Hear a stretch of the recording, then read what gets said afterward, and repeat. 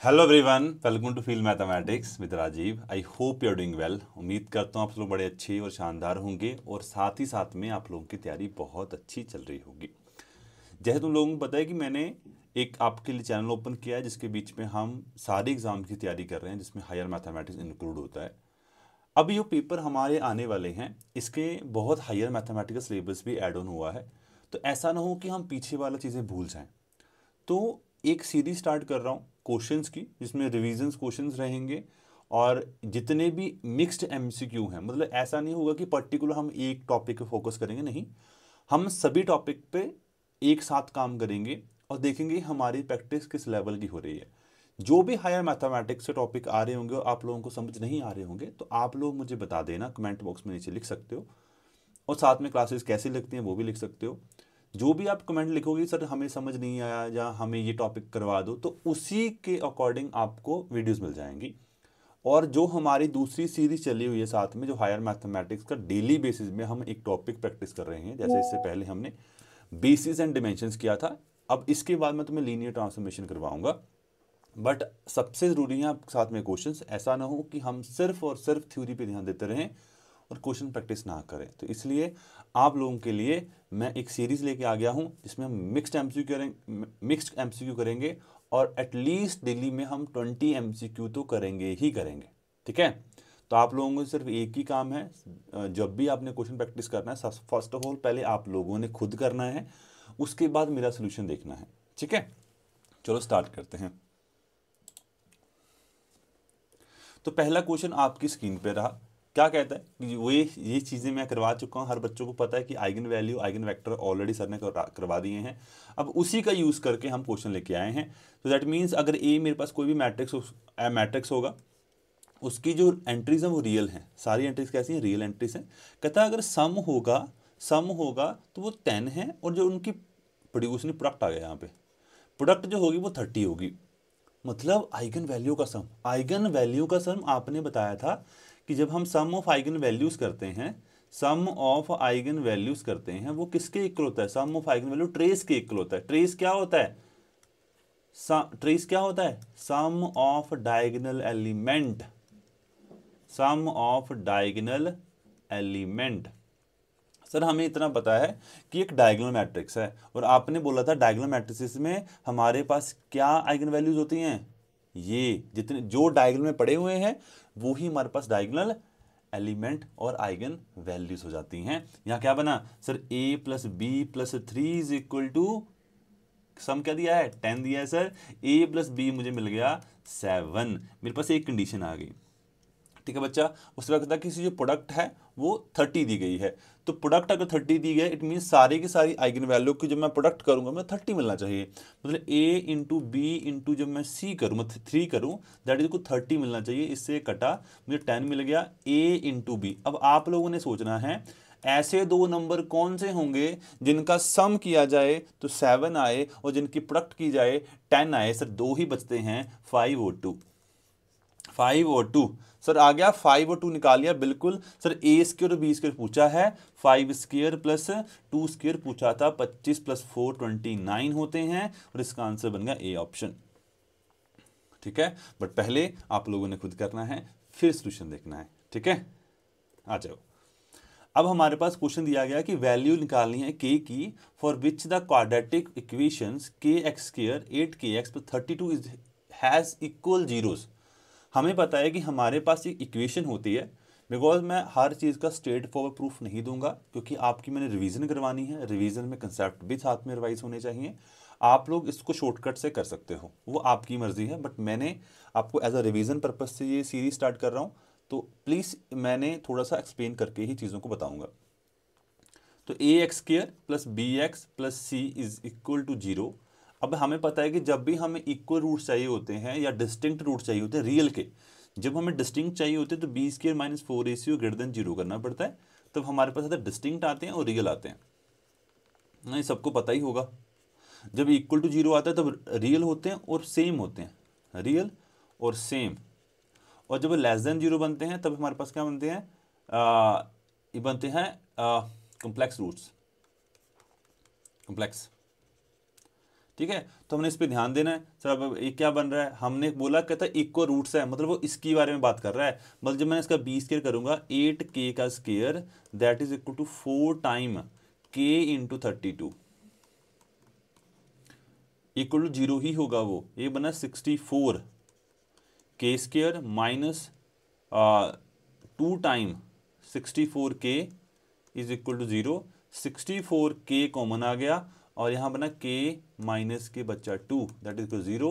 k की value 2 आ रही है, एक 0 आ रही है और एक 2 आ रही है। तो ये आंसर नंबर ये वाला बिल्कुल करेक्ट होगा। एक मिनट मुझे दीजिए, मैं एक बार चेक कर लूँ वीडियो तुम्हारी मैंने ऑन कर भी दी थी कि नहीं कर दी है। हाँ, वीडियो तुम्हारी ऑन हो चुकी है। और बेटा आप लोगों को फिर बता रहा हूँ कि एक जिसकी आप डिमांड कर रहे थे, तो मैंने एक आपके लिए टेलीग्राम चैनल ओपन कर दिया है। आपको नीचे डिस्क्रिप्शन में जाके एक टेलीग्राम का लिंक मिल जाएगा, आप उस पर क्लिक करोगे तो वो सीधा ही आप उस चैनल पे पहुंच जाओगे। तो ये सिर्फ यही जो इस चैनल के बच्चे होंगे, अभी तक कोई बच्चा उसमें इन्वॉल्व नहीं है। ये पहली वीडियो जिसमें वो लिंक प्रोवाइड किया जाएगा। ठीक है, तो ये हमारे पास क्वेश्चन दिया गया -2x + 15 < 13। इसकी इनक्वालिटी निकालनी है, मतलब वो x की वैल्यूज निकालनी है जिसके लिए वैलिड हो रहा है। तो मैंने क्या किया, -2x। एक बात याद रखना, कभी भी इनक्वालिटीज चेंज नहीं होती एडिशन और सब्ट्रैक्शन करने से। हाँ, अगर तुम किसी को डिवाइड कर रहे हो माइनस को या मल्टीप्लाई कर रहे हो माइनस को, तब इनक्वालिटीज तुम्हारी चेंज होगी।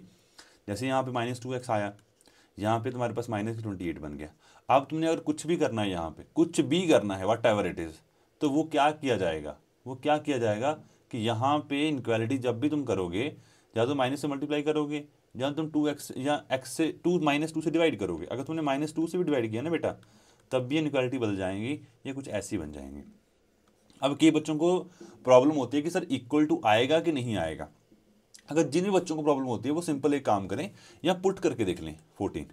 ठीक है, 14 पुट किया, क्या वो <30 आ रहा है कि नहीं आ रहा। अभी लग जाएगा तुम्हें पता, -28 + 15, सर ये इक्वल टू 13 आ रहा है, <30 नहीं आ रहा। मतलब ये पार्ट जो इक्वालिटी वाला हिस्सा है ना बेटा, वो ट्रू नहीं होगा, वो गलत है। अगर मैं यहाँ पे 14 पुट करता ना बेटा, ओ सॉरी, हाँ 14, हाँ यहाँ मैं 15 पुट करता मैं, तो मुझे क्या मिलता, 30 मिलता और प्लस के 15 मिलता, माइनस के 15 मिलता, तो जाके मेरा जो आंसर है वो ठीक है। यहाँ -13 सॉरी है ना, तो -13 से कम तो नहीं है, तो यहाँ पे -15 कम होता है। इट मीन्स यहाँ पे इक्वालिटी नहीं आएगी, यहाँ पे सिर्फ ग्रेटर देन का साइन आएगा, दैट मीन्स बी ऑप्शन। तो अगर जब भी तुम्हें कोई कन्फ्यूजन किसी पॉइंट पे पर्टिकुलर कन्फ्यूजन लगती है बच्चा, तो मुझसे अगर इक्वेशन में पुट करोगे तुम्हें आंसर मिल जाएगा। ठीक है, हमारे 2 क्वेश्चन हो गए कंप्लीट। उसके बाद हमारे पास alpha beta are the roots of the polynomial, और अगर तुम्हें इसके रूट्स के बीच में रिलेशन पता होगा तो बड़े आराम से तुम चीज़ों को निकाल सकते हो। कैसे, जब भी हम कोई भी इक्वेशन बनाते हैं, ठीक है, a², जैसे हमारे पास ये, जिसमें ये लिखता हूँ, वैसे हमारी सबसे पहली इक्वेशन ऐसी होनी चाहिए, ax + b = 0। ठीक है बच्चा, अगर अल्फा और बीटा इसके रूट्स होंगे ना, तो अल्फा प्लस बीटा जो होगा वो -टाइम होता है, और अल्फा बीटा हमारे पास क्या होता है, बी होता है। बस ये रिलेशन आप लोगों को अगर पता है तो आपने क्वेश्चन कंप्लीट कर लिया। ठीक है, ये जीरोस का रिलेशन होता है, अल्फा और beta are the zeros of the polynomial. तो अगर उसका तुम सम करोगे तो -टाइम मिलेगा, प्रोडक्ट करोगे तो इक्वल टू बी मिलेगा। ठीक है, मैं इसको मल्टीप्लाई कर देता हूँ, एक बार ओपन कर देते हैं। ये x बना -k - c = 0। तो क्या बना, इसके kx, मैंने यहाँ से प्लस ले लिया, यहाँ पे कर दिया मैंने k - के c, इस तरह से लिख दिया मैंने। ठीक है, अब उसने हमसे क्या पूछा है, हमें पता है कि अल्फा प्लस बीटा हमारे पास क्या होंगे, k होगा, और अल्फा बीटा मेरे पास क्या आएगा, -k - के c। यहाँ पूछा क्या था हमसे, अल्फा प्लस बीटा पूछा था, अल्फा 1 + अल्फा 1 + बीटा, मैंने इसको मल्टीप्लाई कर दिया बच्चा, 1 आ गया, ये मेरे पास बना बीटा, ये बना मेरे पास अल्फा, ये बना अल्फा बीटा, ये 1 बना, ये k बना, और ये बना -k - के c, ये आपस में कट गए, आंसर बना मेरे 1 - के c। तो 1 - c is the right answer. I hope सबको अच्छे से समझ आ रहा होगा। अब बस ये कहता है कि one non zero roots of the equation. तो मैंने हर एक पॉसिबिलिटी को कवर किया है इस सीरीज़ में। तो अब जैसे जैसे इस सीरीज़ को देखते जाओगे आपको पूरी वैरायटी मिलेगी मैथ्स की। पूरी वैरायटी। जिन बच्चों को मैथ समझ नहीं आता है उन बच्चों के लिए कमेंट हमेशा से खाली रहते हैं, आप भरिए उस कमेंट्स को, आप मुझे अपनी प्रॉब्लम्स बताइए, मैं रीच आउट करने की कोशिश करूँगा, आप तक पहुँचने की कोशिश करूँगा कि आपको चीज़ें अच्छे से समझ आ सकें। क्योंकि मैथ्स में हमने पूरे नंबर लेने हैं, क्योंकि मैथ्स में अगर हम पूरे नंबर ले गए ना तो हम बहुत आगे हैं लोगों से, ठीक है। क्योंकि हायर मैथमेटिक्स सिलेबस आने के बाद बहुत बच्चों ने चीज़ों को छोड़ दिया है, बट हम हायर मैथमेटिक्स को भी कंप्लीट करेंगे और अपना जो पीछे हमने पढ़ा हुआ था उसको भी रिवाइज अच्छे से करेंगे, ठीक है। तो ये आ गया हमारे पास। अब हमें पता है कि हमने एक्स की वैल्यू निकालनी है, तो एक्स तो पड़ा ऊपर हवा में है, ये तो हमने वैल्यू इसकी निकालनी थी, तो क्या करना पड़ेगा, लॉग लेना पड़ेगा हमें। अगर हम इसका लॉग लेंगे तो हमें क्या मिलेगा, लॉग 2 टाइम √2 का एक्स स्क्वायर और 8, यहाँ पे भी लॉग आएगा, log 8 की पावर 3x। अगर किसी को लॉग की प्रॉपर्टी नहीं पता, मैं उनको बता दे दूँ कि लॉग की प्रॉपर्टी होती है कि अगर a की पावर b है तो इसको लिखा जाता है b log a, में पावर आगे आ जाती है, this is property of log, ठीक है। अब एक्स स्क्वायर हमारा आगे आ जाएगा पूरा का पूरा, ये बनेगा लॉग, इसको लिख लो आप अच्छे से, 2 टाइम 1 + 1/2 3/2, ठीक है बच्चा, आई होप आपने लिख लिया होगा। अब यहाँ पे भी 3x कॉमन आ जाएगा और यहाँ पे आप कर दो इसको log 2 का क्यूब, 8 कर दिया ना मैंने, ठीक है। अब ये पावर भी आगे आ जाएगी, तो एक्स स्क्वायर 3/2, यहाँ पे आ गया log 2 और यहाँ पे मैंने क्या कर दिया 3x, वहाँ से 3 आगे आ गया बच्चा, तो बना log 2। अब log 2 सेम हो गए, ये आपस में जाएंगे कट, तो यहाँ से x की वैल्यू निकालना हमारे थोड़ा सा आसान हो जाएगा, 3 से 3 भी काट देंगे हम, तो यह बना x स्क्वायर = 6x, ठीक है। सो एक्स स्क्वायर माइनस 6x = 0 और x की मेरे पास दो वैल्यू मिल गई, एक वैल्यू मुझे मिल रही है x की, x जब 0 होगा, और एक वैल्यू मिल रही है जब x = 6 होगा। उसने हमसे कौन सी बात करी है, उसने पूछा कि 1 नॉन ज़ीरो रूट क्या होगा, एक नॉन ज़ीरो रूट क्या आने वाला है, एक तो 0 आ रहा है कन्फर्म्ड है, मतलब दूसरा क्या होगा 6 होगा। उसने नॉन ज़ीरो की बात करी है, ठीक है। अगर रूट्स की बात करता तो वो बन जाता। अब यहाँ पे बोला गया है कि सबसे बड़ा एलिमेंट कौन सा होगा, है ना, अरेंज द असेंडिंग ऑर्डर, जो सबसे बड़ा है असेंडिंग से डिसेंडिंग ऑर्डर में, है ना, ऐसा ही। तो आप मुझे बताइए कि सबसे बड़ा एलिमेंट तुम्हारे लिए कौन सा होगा, ठीक है। ये करोगे क्वेश्चन, मैं तुम्हें हिंट बता दूं, एक बार, चलो।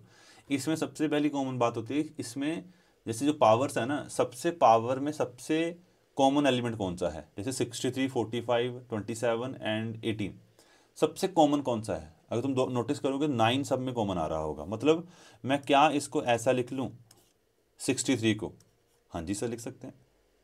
क्या मैं इसको ऐसा लिख दूँ 3 की पावर अपॉन 9, हाँ। क्या मैं इसको ऐसा लिख दूँ 9, और क्या मैं इसको ऐसा लिख दूँ 9, हाँ बन गए। अब यहाँ पे बेटा 128 आता है, ये हमारे पास की पावर 9, 128 की पावर 9, जब तुम्हारी पावर सेम होगी तो फिर इस पे काम किया जाएगा, 243 की पावर 9 एंड 125 की पावर 9 एंड 36 की पावर 9, ठीक है। अगर तुमने ये बना लिया तो उसका क्वेश्चन तो कुछ भी नहीं है ना बच्चा। तो ये हमेशा तभी तुम कर सकते हो अगर तुम्हारे पास पावर सारी सेम हो। अगर तुम्हारे पास पावर डिफर कर रही है तब तुम ये काम नहीं कर सकते, तब तुम इसकी अरेंजमेंट नहीं कर सकते। तो इसीलिए सबसे पहले पावर को मेंटेन करना पड़ता है। जब भी हम उनकी पावर को देखते हैं सबसे पहले कोशिश करो उनमें सभी में कॉमन क्या है, एक ही चीज सब में कॉमन आनी चाहिए। अगर वो कॉमन आ रही है इट मीन्स वही हमारा आंसर है। जैसे हमें ये क्वेश्चन दिया गया है, log base 4 x square minus 6x plus 24 is equal to 2. As you know that what is the property of log in this case, अगर मैं बेस की बात करता हूँ तो प्रॉपर्टी इस तरह से ओपन होती है, log a upon log b। ये प्रॉपर्टी हमारी बेटा इस तरह से ओपन होती है। You have to understand the properties, क्योंकि अगर प्रॉपर्टीज आपको अच्छे से समझ होंगी तो आप बड़े आराम से क्वेश्चन को प्रैक्टिस कर सकते हो।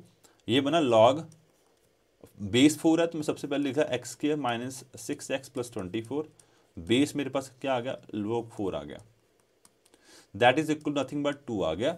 सो मैंने अब इसको लेफ्ट राइट में मल्टीप्लाई कर दिया तो मुझे मिला log x square minus 6x plus 24, that is nothing but 2 time log 4, मतलब log 4 का स्क्वायर। इस तरह से अगर इस स्टेप किसी समझ नहीं आया तो मैं ये ऐसा लिख देता हूँ ऐसे, ठीक है। तो ये बना log x square minus 6x plus 24, that is nothing but that is equal to log 4 का स्क्वायर। ओके, आई होप ये सबको समझ आया होगा। ये क्या बना, लॉग बना। अब मैंने इसको थोड़ा चेंज कर दिया, ये बना log 6x + 24, ये log 16। log से log को मैंने काट दिया, मेरे पास आया x² - 6x + 24 - 16 = 0। तो बच्चा मेरे पास जो वैल्यू बन के आई है ये x² - 6x + 8 = 0। तो मुझे पता है कि मेरे पास दो ही वैल्यू आएंगी, जिसका सम 6 होगा और इसकी प्रोडक्ट 8 होगी। वो 4 वो 2 ही हैं, वो 4 और 2 का अगर मैं सम करूंगा तो मुझे 6 मिलेगा, और 4 और 2 की प्रोडक्ट करूंगा तो मुझे क्या मिलेगा, 8 मिलेगा। ठीक है, मुझे निकालने की ज़रूरत नहीं होती। अब मेरे पास क्वेश्चन आ रहा है नेक्स्ट जीपी का, एपी जीपी का क्वेश्चन आ चुका है। अब इसमें हमसे क्या पूछा है, क्योंकि ये अच्छा लेवल का क्वेश्चन है बेटा, दिस इज नॉट जस्ट मैं क्वेश्चन बना दिए, क्वेश्चन मैंने बहुत अच्छा लेवल मेंटेन करने की कोशिश की है कि अगर कोई टीसीएस क्यों ना हो या कोई अदर एजेंसी ही क्यों ना हो जो पेपर बनाए, तो उसका लेवल इससे हार्ड ना हो जाए। ठीक है, कहना sum of the three numbers in the arithmetic progression. Sum of three number in arithmetic progression कैसे लिखते हैं, a - d, a और a + d। अगर 4 हो तो a - 3d की तरह, a - 3d, a - d, a + d and a + 3d। ये मेरे पास तीन नंबर्स हैं। अगर मैं इन तीन नंबर का सम करता हूँ तो मुझे क्या मिलेगा, a - d + a + a + d, तो मुझे मिला 51। So that is equal to 3a = 51 and a की वैल्यू मेरे पास 17 आती है। a की वैल्यू मेरे पास 17 आती है। ठीक है, अब कहता है product of first and third term. First and third term मतलब मैं पहली टर्म का और थर्ड टर्म का अगर मैं प्रोडक्ट करता हूँ मुझे क्या मिलता है, 273 मिलता है। ये मुझे बो रखा है इसने। बाय यूजिंग द फॉर्मूला ये बन गया a² - d² = 273। We know the value of a² that is 289 - d² मतलब 273 = d²। As you know that अगर मैं इन दोनों को माइनस करूँ तो मुझे 16 मिलेगा, दैट इज d²। मुझे d की वैल्यू क्या मिल रही है बच्चा, 2 वैल्यू मिल रही है +- 4। जो ऑप्शन में है वो लगा के अपना आंसर देख लीजिए। आई होप सबको अच्छा क्वेश्चन समझ आ रहे होंगे और अच्छे से क्लैरिटी भी मिल रही होगी। ठीक है, अब हमसे नेक्स्ट क्वेश्चन पूछता है कि जब मैं इसका सम करूं तो इसकी सम ऑफ सीरीज क्या होती है। सबसे पहले तो मुझे n की वैल्यू नहीं पता कि इसमें n नंबर ऑफ एलिमेंट्स कितने, क्योंकि सम निकालने के लिए मेरे पास फॉर्मूला होता है Sn = n/2 a + l। मेरे पास फर्स्ट टर्म भी है, मेरे पास लास्ट टर्म भी है, बट मेरे पास n नहीं है। तो n निकालने के लिए हमें क्या करना पड़ता है, l = a + n - 1 × d। What is l? l is 40, a is nothing but a is क्या है, a की वैल्यू मेरे पास 72 है, और n - 1 obviously given to you, and this is nothing but this is -2 का डिफरेंस है ना। अगर डिफरेंस चेक किया जाता है ना तो इससे ये माइनस होता है, पीछे से ये माइनस होता है, इसलिए -2 आता है। 40 = 72 - के 2n + के 2। ये बच्चा मेरे पास बन जाएगा 40 माइनस देखो 74 है तो यहाँ पे -74 आ जाएगा, -2n यहाँ पे दिया हुआ है। तो यहाँ पे बनेगा मेरे पास माइनस के 34, that is -2n, and n की मेरे पास वैल्यू जो 17 आ रही है। अगर n की वैल्यू 17 आ गई तो ऐसा निकालना बहुत आसान है, 17/2 a वट इज a 72 + 40 निकाल देना, जो भी आंसर है वही तुम्हारा आंसर हो जाएगा। ठीक है, अब कहता है कि परमुटेशन निकाल के बताओ।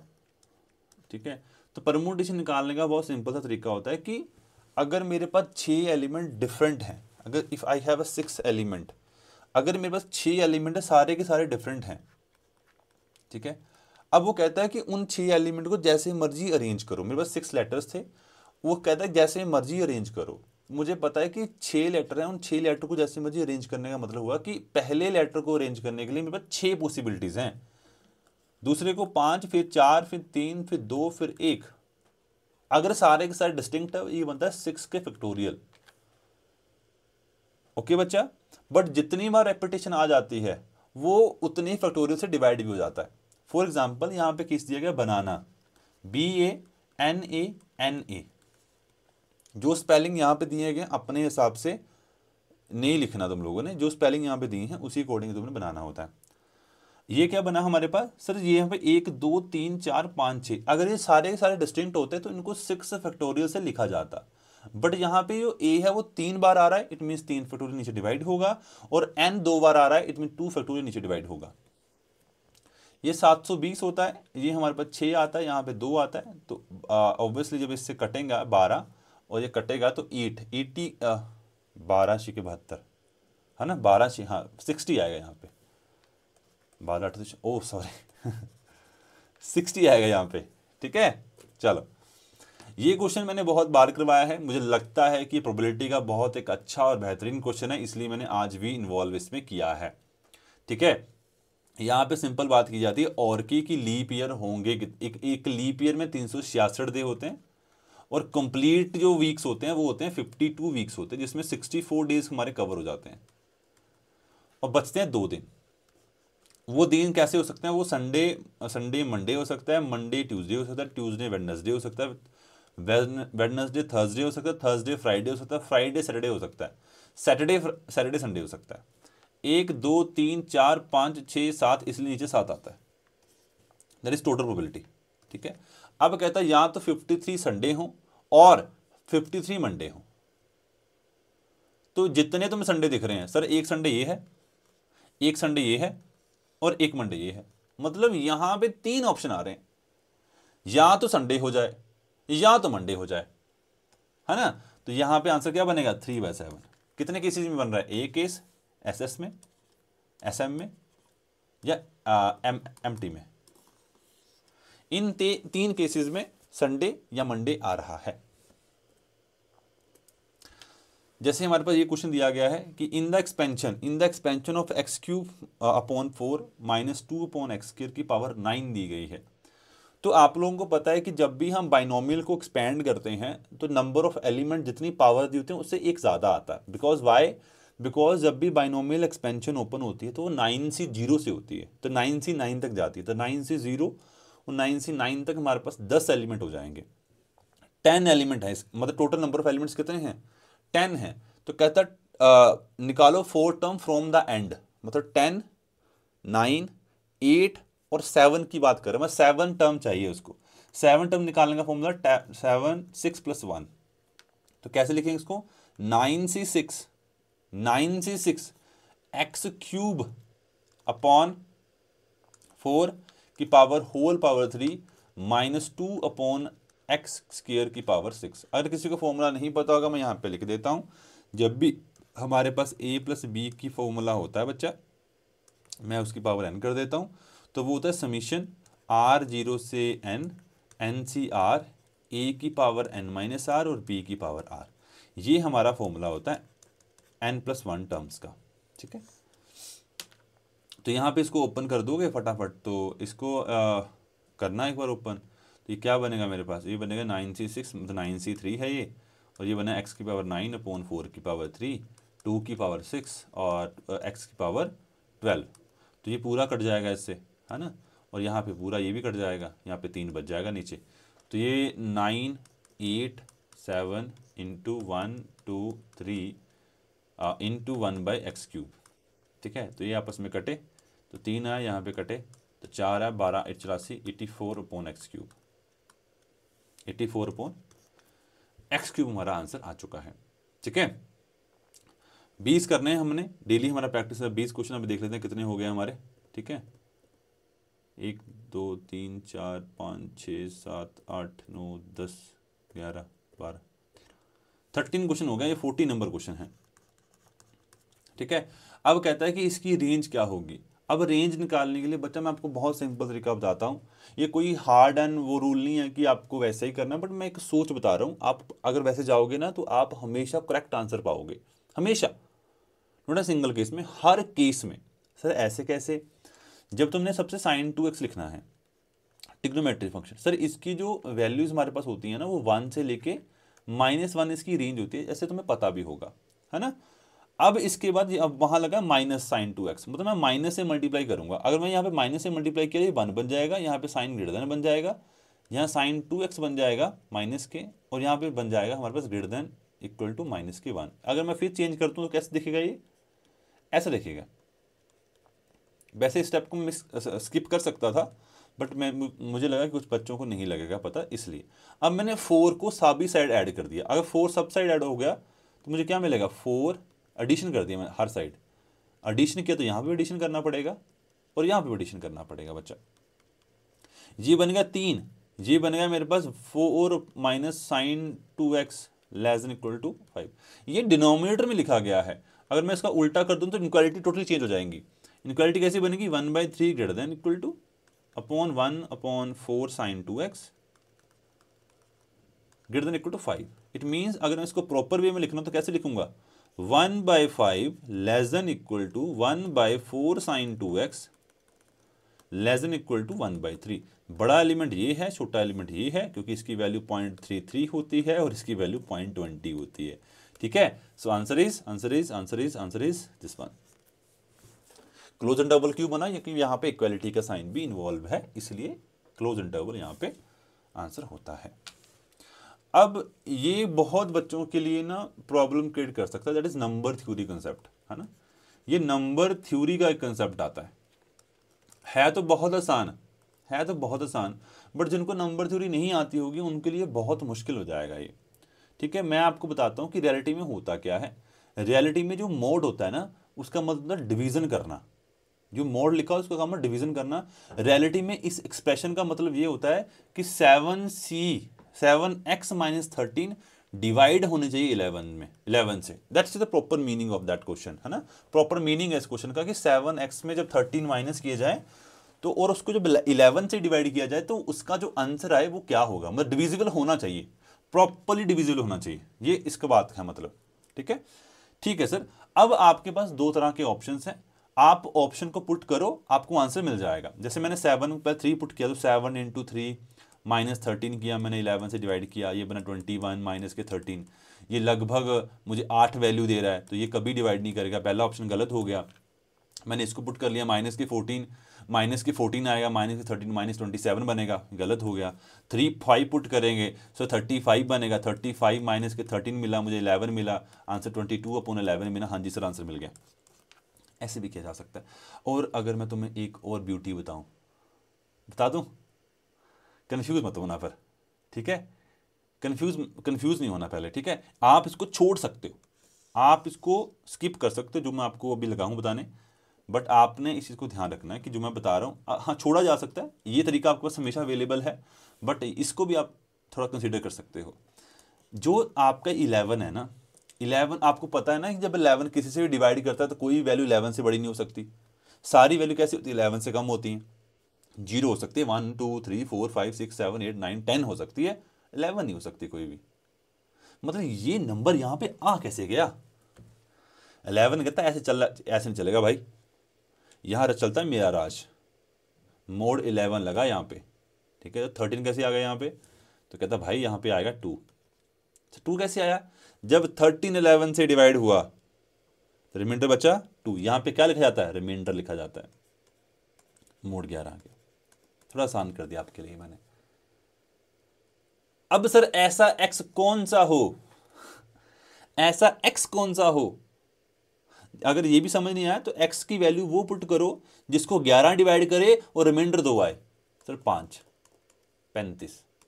35 को जब 11 डिवाइड करेगा, 11 3 33, 2 बच गए, यही आंसर है।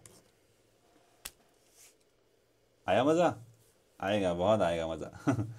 अब ये क्वेश्चन भी बच्चों के लिए ना मतलब दुख का एक बहुत बड़ा कारण है, ठीक है, कि बच्चों को एक नंबर थ्योरी आती नहीं होती। ऑब्वियसली अगर तुम लोगों को नहीं आएगी समझ तो मैं डेफिनेटली इस पे वीडियो बना दूंगा, ठीक है। कैसे लिखते हैं, हमने निकालना है रियलिटी में 3⁻37 को, जब हम इसको ऐसा लिखें मोड 7 से डिवाइड होना चाहिए तो क्या इसका रिमाइंडर आएगा। 30 सेकंड से भी कम का टाइम लगता है इस क्वेश्चन के लिए, बट मैं आपको फिर समझा रहा हूं कि कैसे इसको अप्रोच किया जाता है।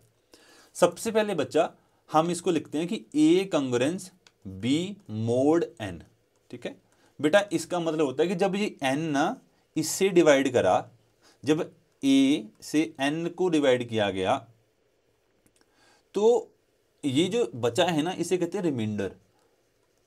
कितना रिमाइंडर बच गया हमारा, ठीक है।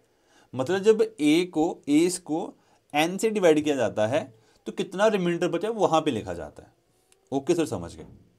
अब मैंने ऐसे नहीं सीधी 37 पावर ही ले ली, बेवकूफ नहीं बनना है सर। हमें पता है कि 3 की पावर अगर मैं 3 करूंगा, कोशिश करना कि 7 के नियर बाय पहुंचा जाए। सबसे पहला हमारा कोशिश होता है कि 7 के नियर बाय पहुंचा जाए, जो 7 का टेबल है उसके नियर बाय पहुंचा जाए। तो सबसे पहले अगर मैं नोटिस करूं तो मुझे यहाँ पे 3 स्क्वायर मिलता है, दैट इज 9। क्या मिलता है? 9 मिलता है।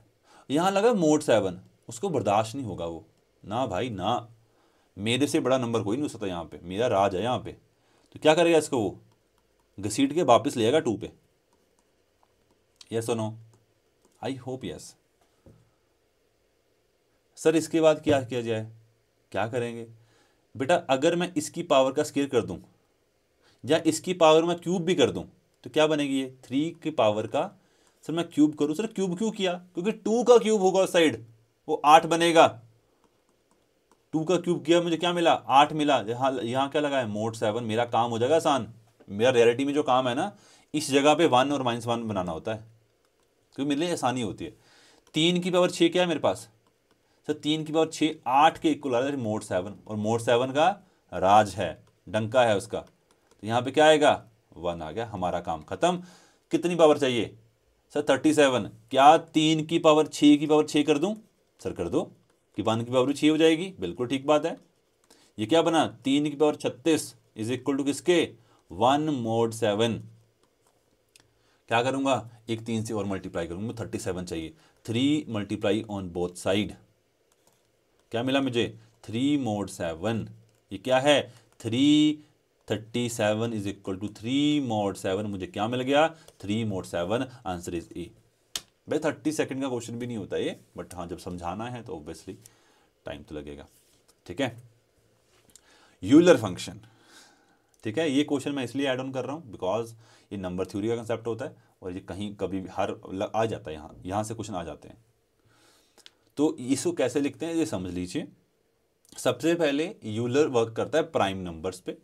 अगर आपके पास कोई भी नंबर है तो आप सबसे पहले उसको ब्रेक कीजिए प्राइम्स में। ठीक है, ये किस तरह से प्राइम में काम करता है? इस तरह से काम करता है, पी रेस्ट पावर एन, जब भी 5 लगाए बाहर तो ऐसे ओपन करेगा, p raised power n minus p raised power n minus के 1। इस तरह से वो ओपन करता है, किसको? 5 को ओपन। यूलर फंक्शन इस तरह से ओपन होता है। यहाँ लिखा है 15, तो 15 को क्या मैं इस तरह से लिख सकता हूँ? 3 इंटू 5 बिल्कुल लिख सकते हैं सर, ये हो गया प्राइम फैक्टराइजेशन। अब मैं इसी चीज को लिखूंगा 5/3, जब वो प्राइम फैक्टराइजेशन हो जाए इसको इस तरह से लिख दीजिए प्रोडक्ट की फॉर्म में, क्योंकि ये थ्योरम होती है 5/AB is equal to 5/A into 5/B। तो 5/3 क्या बचा मेरे पास? 3 की पावर 1 बाय, क्योंकि इसकी पावर 1 थी ना, तो जब मैं इस फॉर्मूला लगाऊंगा तो मुझे इस फॉर्मूले के अकॉर्डिंग क्या मिलेगा? 3/0 and this is 5/1 and 5/0। So 3 minus 1 and 5 minus के 1, सो ये बना 2 into 4 that is equal to 8। तो आंसर क्या बना? 8 is the right answer. 8 is the right answer. ये आपका क्वेश्चन नंबर 18 है। बताइए इसको क्या करोगे? ठीक है, ट्रिग्नोमेट्री अगर तुम लोगों को आती है तो तुम बड़े आराम से इस क्वेश्चन को टैकल कर सकते हो। कैसे सर? ये tan लिखा है, क्या tan को मैं 90 माइनस 26 लिख दूं? बिल्कुल सर, कोई दिक्कत नहीं। क्या साइन को मैं 19 माइनस 18 लिख दूं? हाँ सर लिख सकते हो। अपॉन लिखा है cos 18 और यहाँ लिखा है cot 26। जब tan को 90 से माइनस किया जाता है तो हमें क्या मिलता है? हम फर्स्ट क्वाड्रेंट पे हैं, वहाँ tan पॉजिटिव होता है और tan चेंज हो जाता है cot में। cot 26 into cos 18 upon cos 18 into cot 26, आपस में पूरा कटा, आंसर बना 1 और D is the right answer. D is the right answer. और ये मैट्रिसेस के बारे में पहले बताया हुआ है कि ए स्क्वायर इज इक्वल टू ए होता है, इसे कहते हैं आइबोटेंट।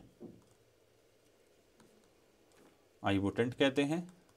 ए स्क्वायर इज इक्वल टू आई आ जाए तो इसे इन्वेंटरी, इल्वोरेटरी कह लो यहाँ। और अगर A square is equal to sorry A is equal to A transpose हो जाए उसे कहते हैं सिमेट्रिक। और अगर a is equal to minus time of A transpose हो जाए तो इसे कहते हैं skew symmetric.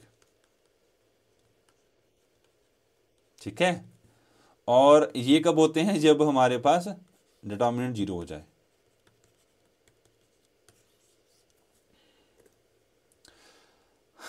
At the end वो क्वेश्चन आ ही गया जिसका कंसेप्ट की वीडियो मैंने ऑलरेडी डाल रखी है। दैट इज़ क्या ये सेट LI है कि नहीं है। इसकी वीडियो आपको ऑलरेडी मैंने अपने चैनल पे डाल रखी है, अगर आप लोगों ने नहीं देखी है तो प्लीज़ उसको जाके पहले वॉच कीजिए, मैंने वो आपके लिए बनाई हैं, ठीक है। अगर आप लोग उन चीज़ों को नहीं तवज्जो दोगे तो उसका बेनिफिट है ही नहीं कुछ बनाने का मुझे, ठीक है। वो वीडियो इसलिए बनाई जा रही है कि आपके लिए जो सिलेबस है वो आसान हो जाए, हायर मैथमेटिक्स उतना हायर ना लगे और आप इजीली उन क्वेश्चन को टैकल कर सको, ठीक है। इस क्वेश्चन को जिन बच्चों ने मेरी वीडियोस देखी होगी बड़े आराम से, चलो ये होमवर्क छोड़ देते हैं, ठीक है। जिन बच्चों को नहीं लगेगा पता, बेटा वीडियोस इससे पहले मैंने बेसिस एंड डायमेंशंस की वीडियो बनाई है, उसके बीच में मैंने इसको अच्छे से कवर किया हुआ है, जाइए देखिए और इस क्वेश्चन का मुझे आंसर बताइए। तो bye bye guys, take care. आपको इसी तरह की रिवीजन सीरीज़ की वीडियोस मिलती रहेंगी, और अगर आपको इसकी PDF चाहिए होगी तो टेलीग्राम चैनल मैंने ओपन कर दिया है, नीचे डिस्क्रिप्शन पे आपको टेलीग्राम का लिंक मिल जाएगा, उस पर क्लिक करोगे, उस ग्रुप को ज्वाइन कीजिए और अब मैं आपको धीरे धीरे वहाँ पे टेलीग्राम के अपने PDF की वीडियो देना शुरू कर दूँगा, आई मीन PDF देना शुरू कर दूँगा, ठीक है। सो ये इनिशिएटिव सिर्फ आप लोगों के लिए है, आप लोग अच्छे से पढ़िए, मेहनत कीजिए, क्योंकि हमारे पास बहुत ज़्यादा अपॉर्चुनिटी अब आ चुकी हैं, EMRS भी है, TGT भी है और KBS भी है, NBS ऑब्वियस कॉम्बिनेशन में है, KBS NBS न बल्क में वैकेंसीज आ रही हैं, ठीक है। अगर तुम लोगों का रिस्पॉन्स अच्छा रहा इन क्लासेस में, अगर तुम्हें सच में इस क्लासेस से कोई बेनिफिट भी मिलता है तो प्लीज़ उसको कमेंट बॉक्स में मुझे बताया करो, जिससे मुझे मोटिवेशन रहे, क्योंकि तुम्हारी मोटिवेशन की वजह से ही मैं क्लासेस ले पाता हूँ, क्योंकि मेरे अंदर अगर मोटिवेशन नहीं रहेगी तो मैं आपकी क्लासेस नहीं ले पाऊँगा, ठीक है। सो गाइस प्लीज़ पढ़ते रहो और प्लीज़ इस चैनल को सब्सक्राइब करो, और जितना इस चैनल को शेयर कर सकते हो, जहाँ तक शेयर कर सकते हो वहाँ तक कीजिए। Bye bye guys, take care, thank you so much, bye bye, take care, take care.